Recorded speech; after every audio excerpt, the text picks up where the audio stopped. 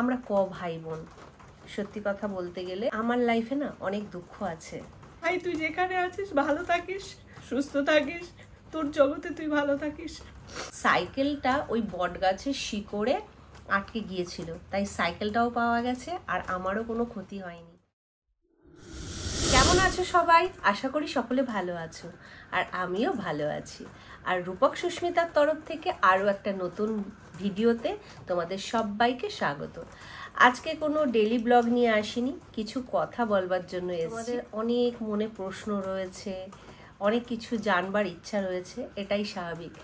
যারা আমাকে ভালোবাসো, যারা আমাকে পছন্দ করো, তাদের অনেক কিছু জানার রয়েছে, আর সেরকমই আমারও কিছু বলবার রয়েছে। তা সেই রকমই কিছু কথা নিয়ে এসেছি আজকে তোমাদের সাথে শেয়ার করবো বলে। একজন প্রশ্ন করেছো, পাপাই কে হয়? পাপাই কি তোমার ভাই হয়? আমরা ভাই বোন। সত্যি কথা বলতে গেলে তোমরা এতদিন পর্যন্ত দেখেছো আমরা এক ভাই এক বোন, এটাই দেখে এসছো। তা সত্যিটা আজকে তোমাদের সবাইকে বলবো।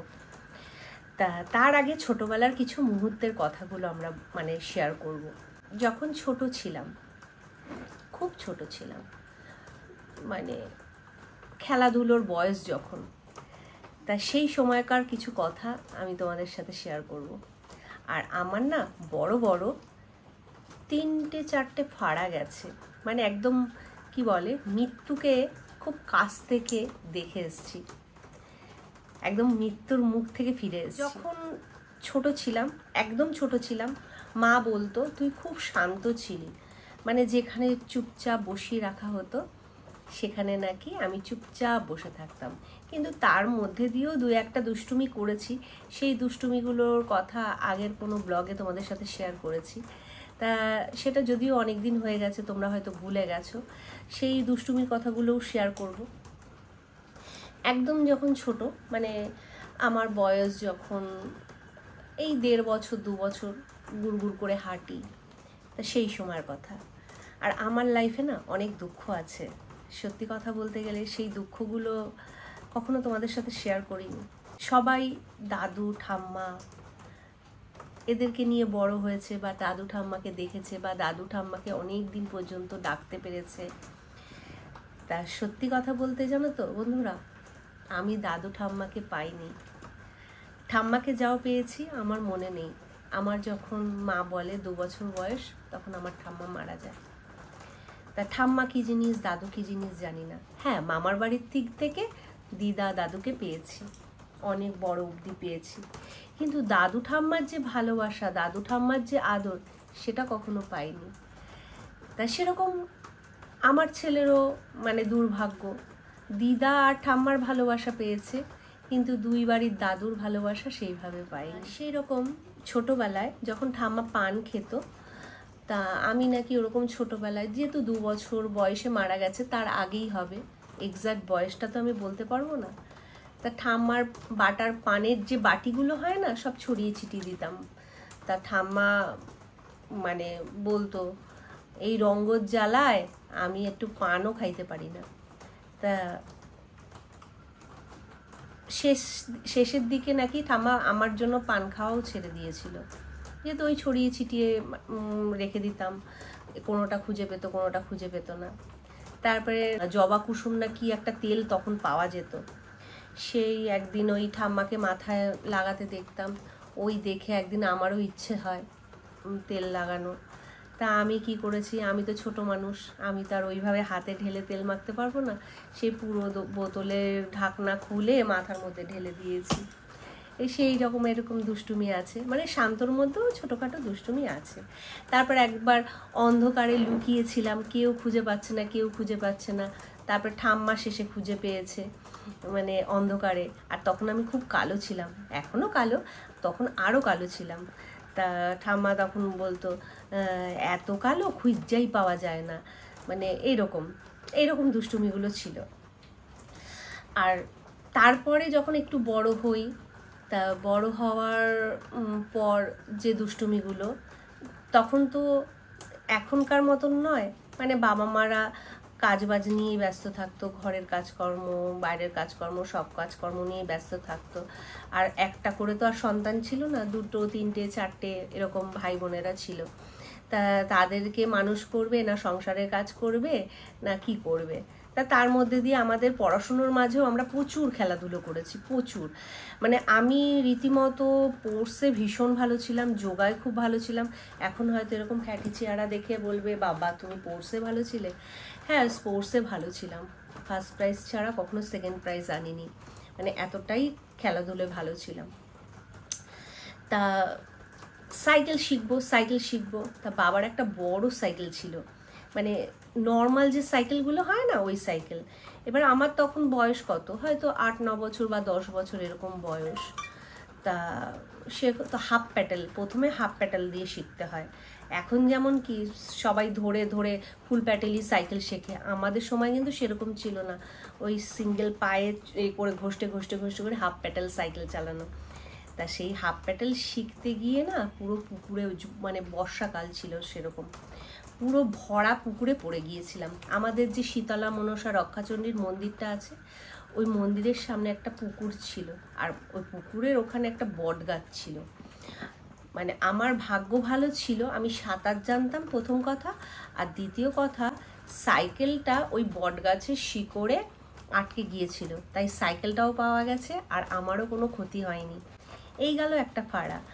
আর ফুল প্যাডেল সাইকেল চালাতে গিয়ে গরমকালে হয়েছিল আমার বাড়িতে, মানে আমার বাপের বাড়ির যে বাড়ির পুকুরটা, সেই পুকুরটা জল শুকিয়ে গেলে পুরো শুকনো খটখটা হয়ে যায়, এতটুকু হয়তো জল ছিল। আর তখন না মানে আমাদের এদিকটা তো সান বাঁধানো পুকুর ছিল, আর ওই পাড়টা ছিল মানে কাঁচা ঘাট ছিল, আর কাঁচা ঘাটে না 2টো খুঁটি গাঁথা ছিল। তা আমি সেই ফুল প্যাডেল সাইকেল চালাতে গিয়ে পুরো পুকুরে গড়িয়ে পড়েছি। আর পুরো পুকুরে গড়িয়ে পড়ে মানে সেই যে লম্বা খুঁটিগুলো দাঁড় করা ছিল, মানে সেই খুঁটির পাশে গিয়ে পড়েছি। আর সাইকেল থেকে পুরো ছিটকে পড়ে মানে ওটা আমার পেটে ঢুকে মানে ওইখানেই আমার স্পট ডেট হয়ে যেতে পারতো। কিন্তু ঈশ্বর ছিল, একে তো মারা যাবে না, কারণ এর তো অনেক বন্ধু হবে না ভবিষ্যতে, একে তো বাঁচিয়ে রাখতে হবে। তা সেই কারণে হয়তো তখনও মরিনি। আর আরেকটা ফাড়া যেটা ছিল, যেটা বললাম আমরা ভাই বোন, আমার ছোট ভাইকে তো সবাই দেখেছো, আমার আরেকটা ভাইও আছে,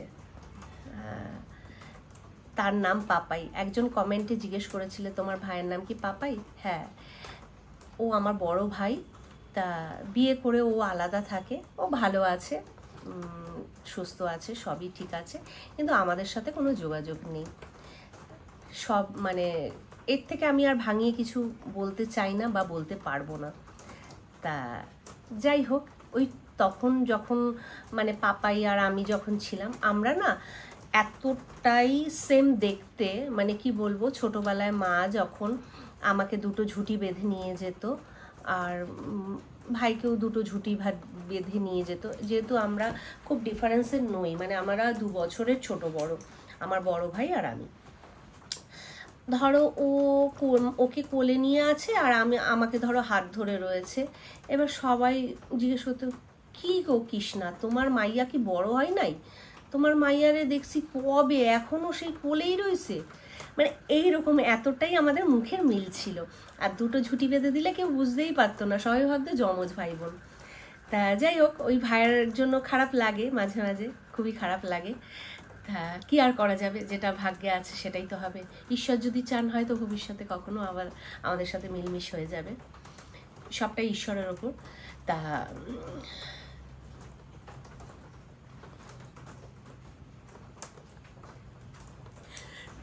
তা যাই হোক, যখন ওই ভাই আর আমি একসাথে খুব মানে খেলাধুলা করতাম, যেহেতু সমবয়সী তো। এবার একদিন মানে আমাদের রান্নাঘর হচ্ছিল, রান্নাঘরের পিলার গাঁথা হচ্ছিল, আর পিলারটা সবে সবে গেঁথে গেছে।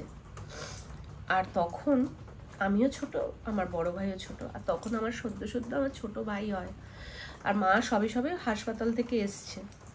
আর ওই রান্নাঘরটা মানে ওই পিলার গাঁথনি হয়েছে, আর আমরা খেলছি ওই পিলারের ওপর, হয়তো এতটা গাঁথনি হয়েছে, আর পিলারের ওপর আমরা ঠিক করেছি পিলারের উপর উঠবো, উঠে ঝাঁপ দেব।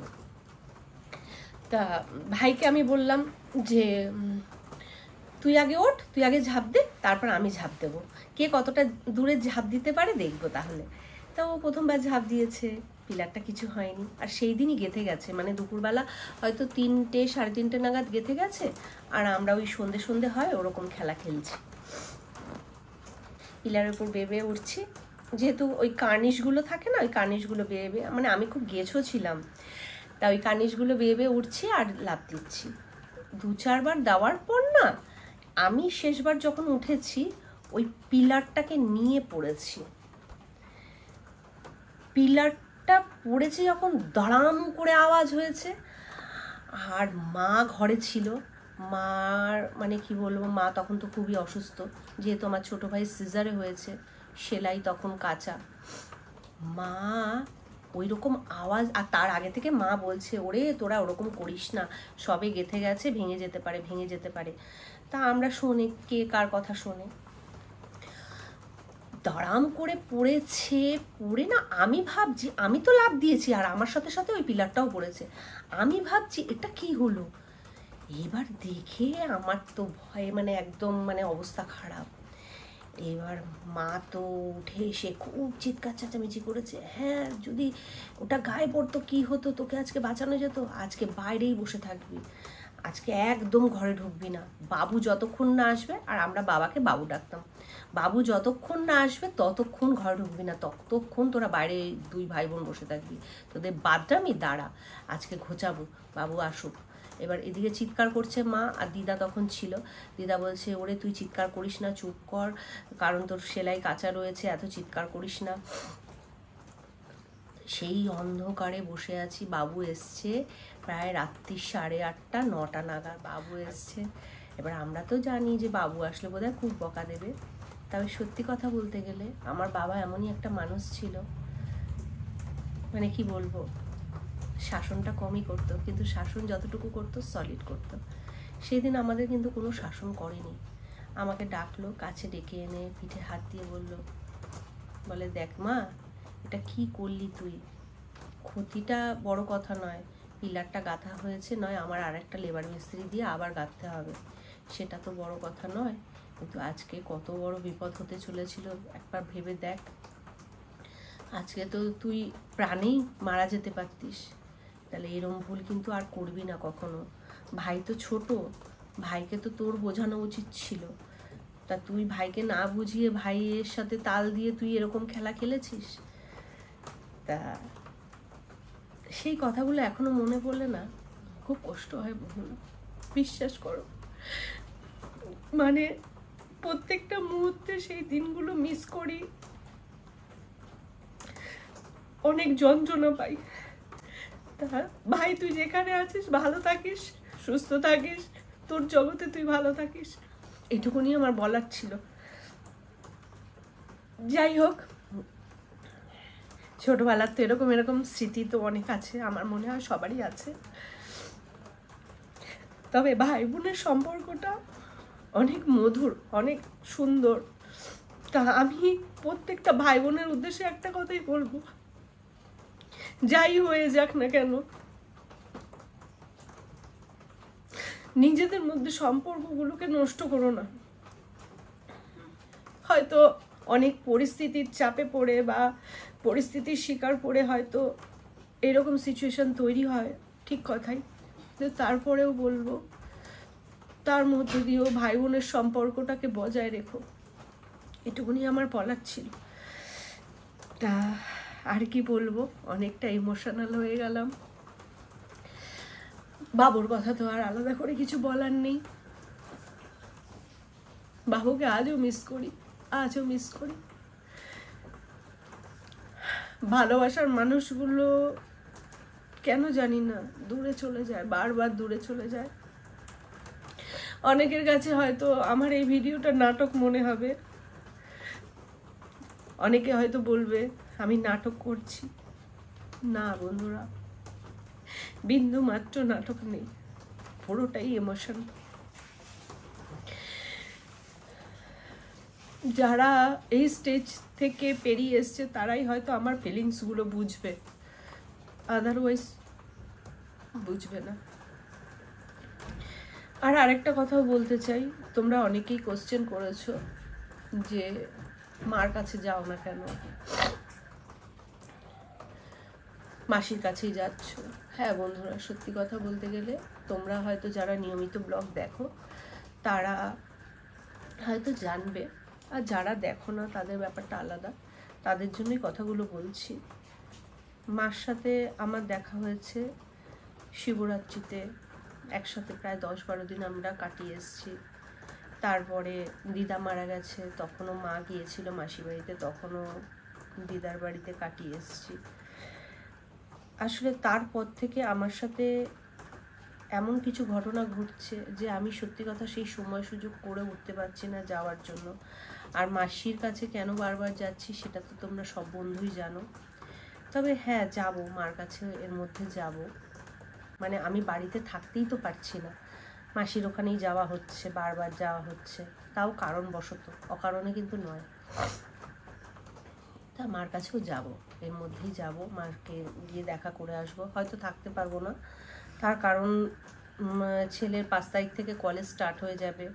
তারপর আমাদের কিছু প্ল্যানিং রয়েছে, সেই প্ল্যানিংগুলোর জন্যই আমি গিয়ে থাকতে পারবো না, শুধু হয়তো দেখা করে আসবো। তা যাই হোক, অনেকগুলো কথা তোমাদের সাথে শেয়ার করতে পারলাম, বা অনেকটা নিজেকে হালকা করতে পারলাম। তা এরকম অনেক অনেক ঘটনা আছে যেগুলো হয়তো কোনোদিনই তোমাদের সাথে শেয়ার করতে পারবো না। সবারই তো কিছু পার্সোনাল কথা থাকে, সেগুলো কখনোই সকলের সাথে শেয়ার করা যায় না। সেটা হয়তো তোমরাও বুঝতে পারছো, আমিও বুঝতে পারছি। তা যাই হোক, আজকের ব্লগটা এখানে শেষ করছি। দেখা হচ্ছে কালকে নতুন একটা ব্লগের সাথে। আর আমার কথাগুলো বা আমার ছোটোবেলার স্মৃতিগুলো জানি না তোমাদের কেমন লাগলো। ভালো লাগলেও কমেন্টে জানিও, আর না লাগলেও সেটাও আমাকে কমেন্টে জানিও। তা আজকের মতন বিদায় নিলাম, টাটা, শুভরাত্রি।